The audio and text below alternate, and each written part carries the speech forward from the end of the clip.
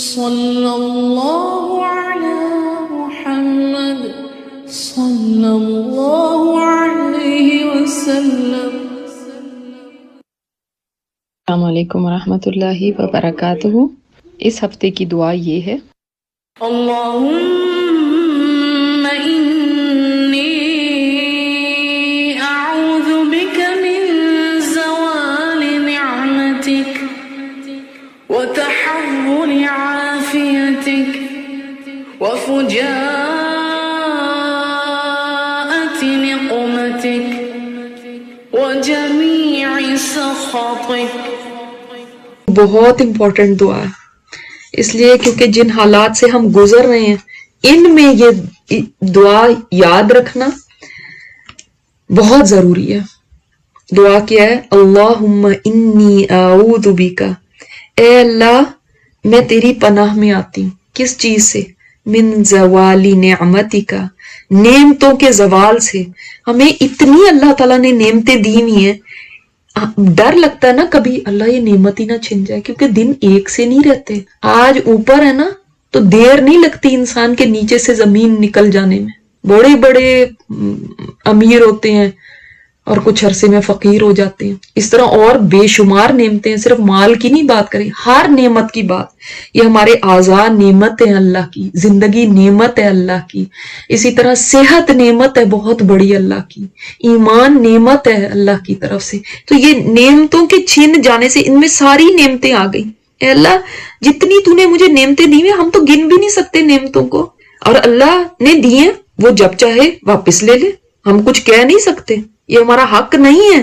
تو جب کبھی دل میں خوف بھی آتا ہے نا، ہائے کہیں کوئی بیماری نہ آ لے، کہیں کوئی یہ نہ ہو جائے، تو کہیں اللہم انی اعوذ بک من زوال نعمتک، اللہ میرے اعضاء صحیح سلامت رہیں، یہ نہ ہو کہ میری بینائی چلی جائے، یہ نہ ہو میرا دماغ خراب ہو جائے، کوئی ایسی بیماری نہ لگ جائے، یہ نہ ہو کہ یہ جو سلامتی ملی ہوئی ہے یہ چھن جائے، یہ جو گھر والوں کا ساتھ ہے، پیارے ہیں، یہ ہمارے صحیح سلامت رہیں، یہ بھی ایک نعمت ہے نا۔ تو ہماری فیملی بھی ہمارے لیے نعمت ہے، اللہ اس کے زوال سے بھی بچانا۔ تو اس میں ساری ہی چیزیں آ گئیں۔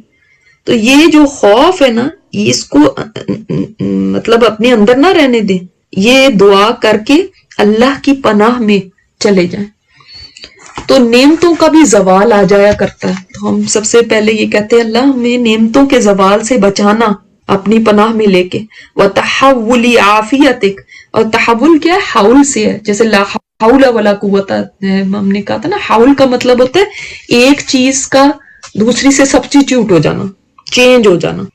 یعنی آج عافیت ہے نا، عافیت کے بدل جانے سے، یعنی آج تو عافیت ہے، کل کو کوئی مصیبت آ سکتی ہے، آج سب سلامتی ہے، کل کو سب کچھ جا سکتا ہے۔ تو یہ بدل جانے سے، آج خیریت ہے ہر طرف، کل مسئلے پیدا ہو سکتے ہیں۔ تو عافیت کا بدل جانا کسی اور چیز کے ساتھ، ریپلیس ہو جانا۔ آج اگر روزگار ہے کل بے روزگاری ہو سکتی ہے، آج اگر رزق ہے تو کل فقیری ہو سکتی ہے، آج اگر صحت ہے تو کل بیماری ہو سکتی ہے۔ تو عافیت کے بدل جانے سے اے اللہ میں تیری پناہ میں آتی ہوں۔ وَفُجَاءَةِ نِقْمَتِكَ، اور فجاء کہتے ہیں اچانک کسی چیز کا ہو جانا، سڈن کچھ ہو جانا۔